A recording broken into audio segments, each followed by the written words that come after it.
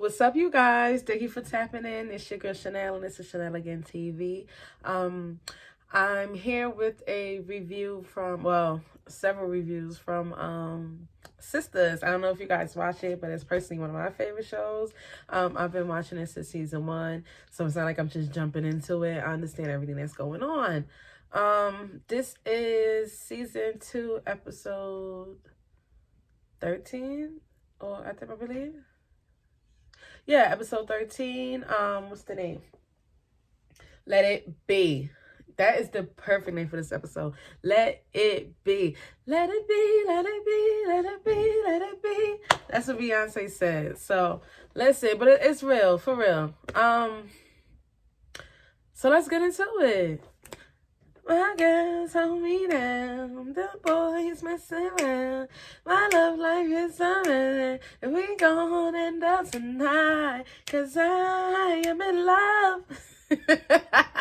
That is my song. Like, I'm a sucker for those good intros for sitcoms, TV shows, whatever the case may be. If you have a good opening song, best believe I'm gonna be hooked. That's how I feel about what's that? Ready to Love. Took me some time to be what you wanted me to be. Oh, now I'm ready.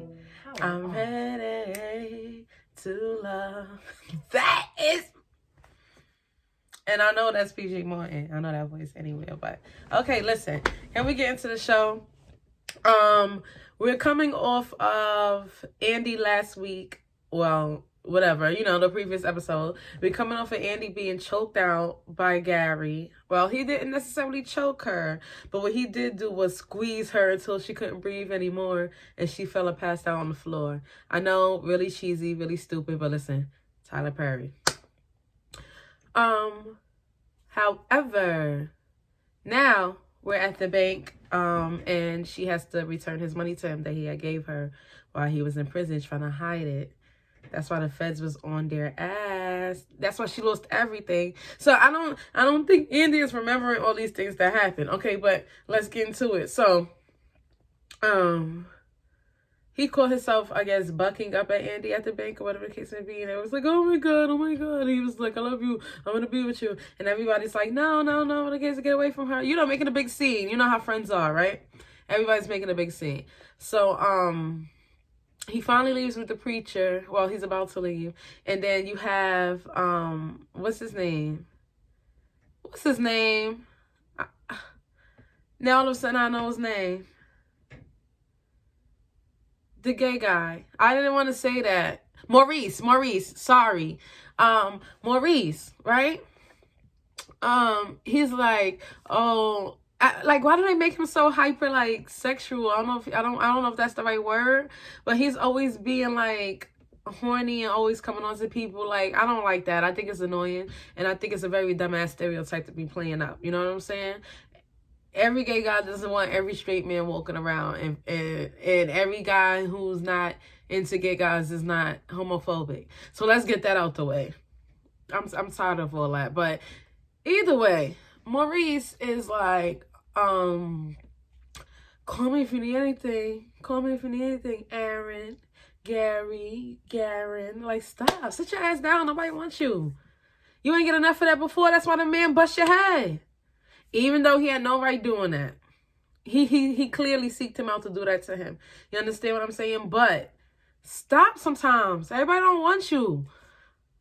Always flirting, like, stop. And it's annoying because it's the people who don't want him. I don't get it. But he is, if you ask me, the smartest person in the show. Besides Danny, they the only ones who use their brain. I don't know. So yeah, so now the girls are standing there, and Danny's like, well, Andy, you've been through a lot with him, or whatever the case may be. Or whatever. And the girls are all jumping on her like, oh. She's just trying to give the girls some encouragement. And they like, oh, wrong place, wrong time. You always say this at the wrong time.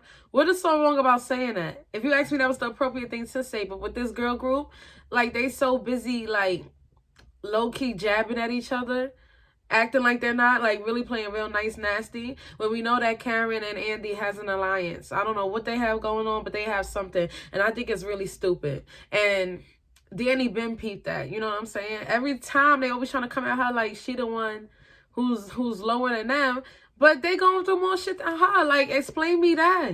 I don't get it. I cannot stand Karen and Andy. Look, straight up. And I don't like how, what's her name? What's the girl name that has the twist, the dreads? Andy, Danny, Sabrina. I don't like how she always straddling the fence and winning the fence. Right is right and wrong is wrong. Like, and then sometimes she could be so weak and she let them like cloud her judgment, or you know what I mean? I hate it. I cannot take it. It's really annoying. So then, now you have Andy talking about like Mike, Paul, Bill. Like, she's just saying different names of guys that Danny been with. What does that have to do with anything? I don't see Danny outside with no place to live because she messing with a married man who got her caught up with the feds, seized her money. That's happening to you. You the one who about to get this barred, and your life literally just got saved because your secretary, like, stop it. Like, stop. Always on your high horse. Like, I hate that shit. You doing way worse. You and Karen doing way worse. But she got them. So they was like, well, let's just leave it alone. Can we? And Karen's like, can we have dinner at my house? And Danny, like, the place where it is where you stabbed your brother-in-law, whatever the case would be, there's blood on the floor. She was like, I didn't stab him, I shot him. Either way, your house is a crime scene. Who wanna eat at a crime scene? Sis, stop. That's what I'm saying. Y'all doing all of this, and like, stop throwing stones if you live in a glass house. Like, I can't deal with it. And then Sabrina like, let's do it at my house. And Danny is like, oh, you mean a place where you stuck a dildo of your boyfriend who went peeing? Girl. Yeah. No. I don't want to eat at none of your house. What we can do is go to a restaurant, okay? That works for me. So now we have Hayden, which is the crooked lawyer, I guess. He's trying to be. I don't know what he think he is, but we have Hayden and Fatima, who is the secretary to Andy, or whatever the case may be. He's bringing her some papers here he done got from when he went down to harass Zach. And, excuse me, y'all, that is a incense. A Bob Marley incense. So he goes over to her and he's giving her the paperwork from the construction houses or whatever, the same one that Zach is at, right?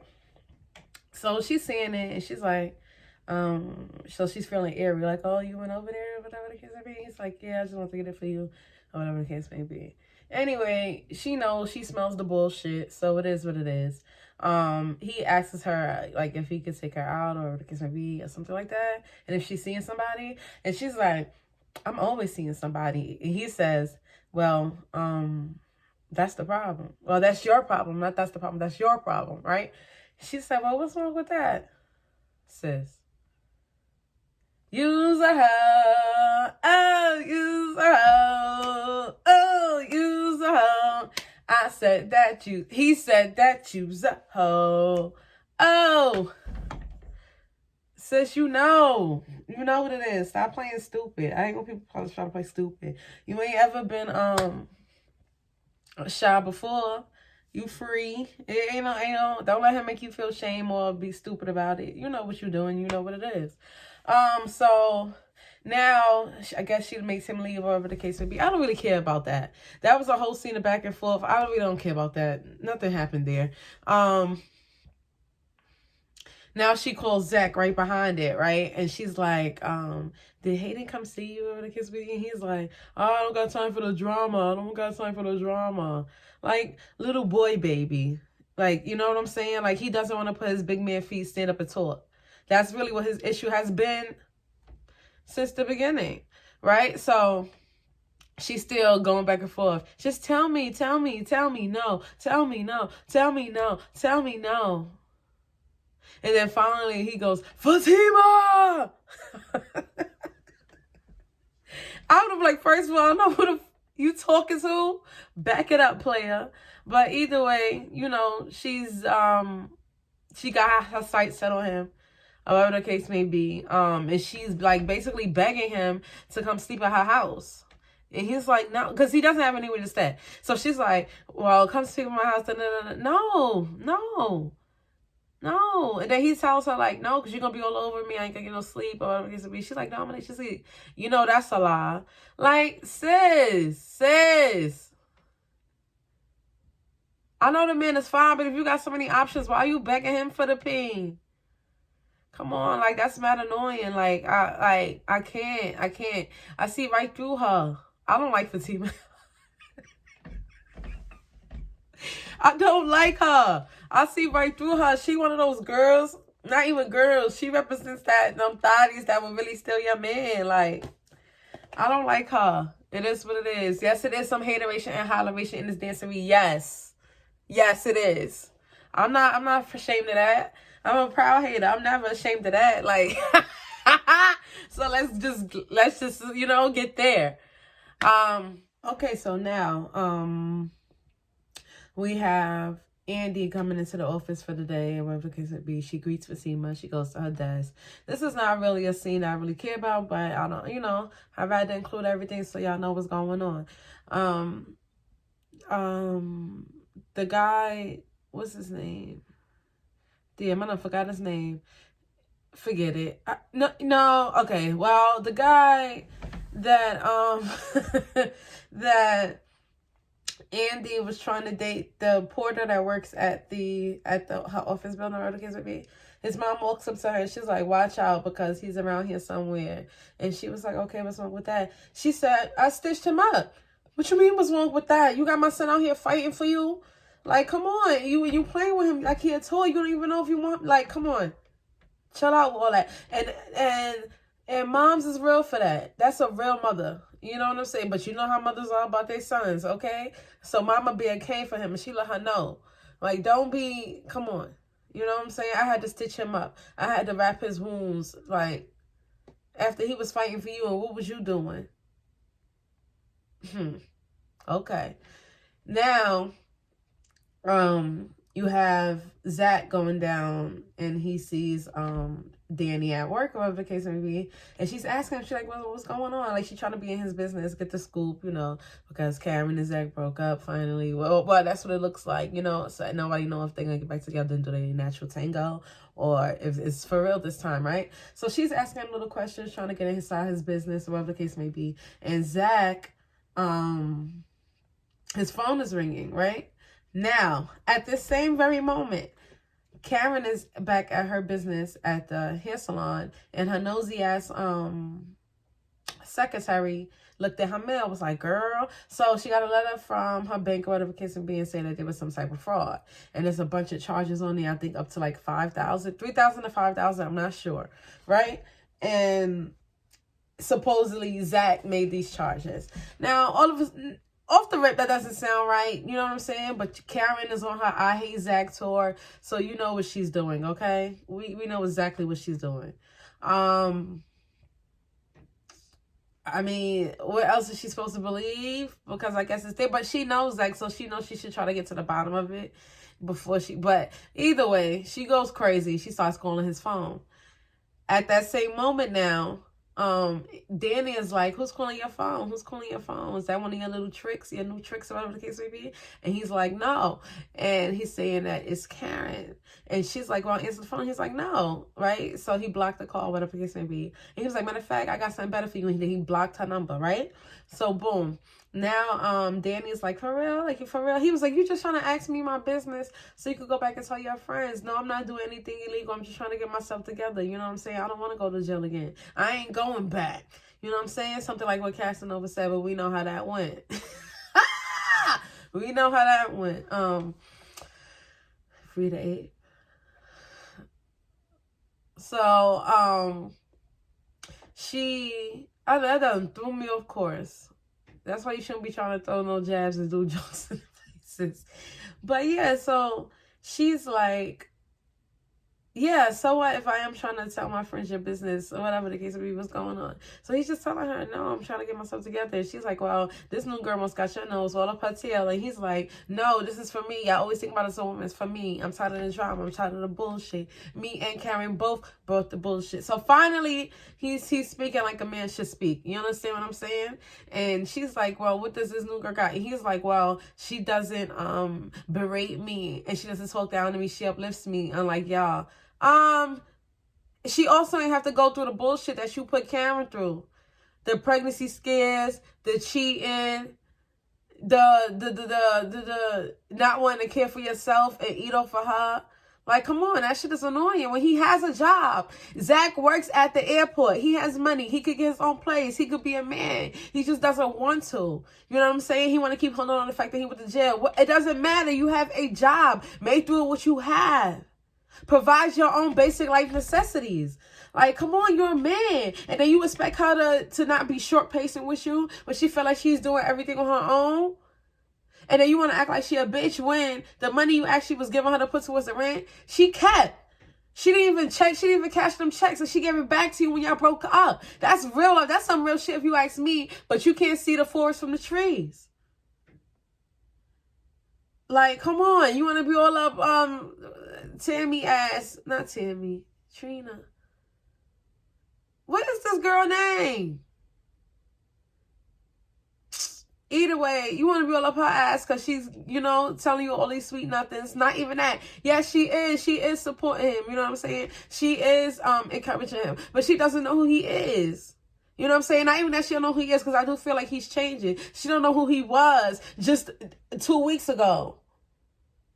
And she comes out of nowhere giving him all these things, doing all the, like, come on, like, that's mad. That's bad. I feel like she's trying to buy his love. But listen, whatever floats their boat works for them. Zach like her, she fiending over him. So you know what? It's whatever.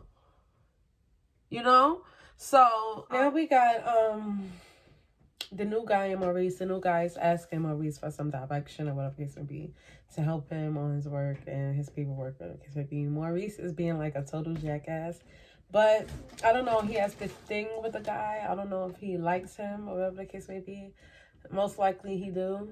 But I still don't understand why he's being like a complete jerk. Like, he's been acting like that since the guy been hired.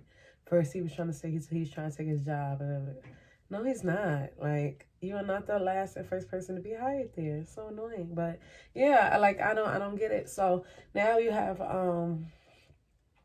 him basically asking Maurice about Sabrina, and he's like, Sabrina don't like you. And he's like, no, yes I do. I think she likes me. And he's like, well, how do you know that? He said, I just know when a woman like me, don't you? So now Maurice is like, boy, I am gay as a, what he said? He said, I am as gay as a lily in May. I was dead. Like, come on, Maurice.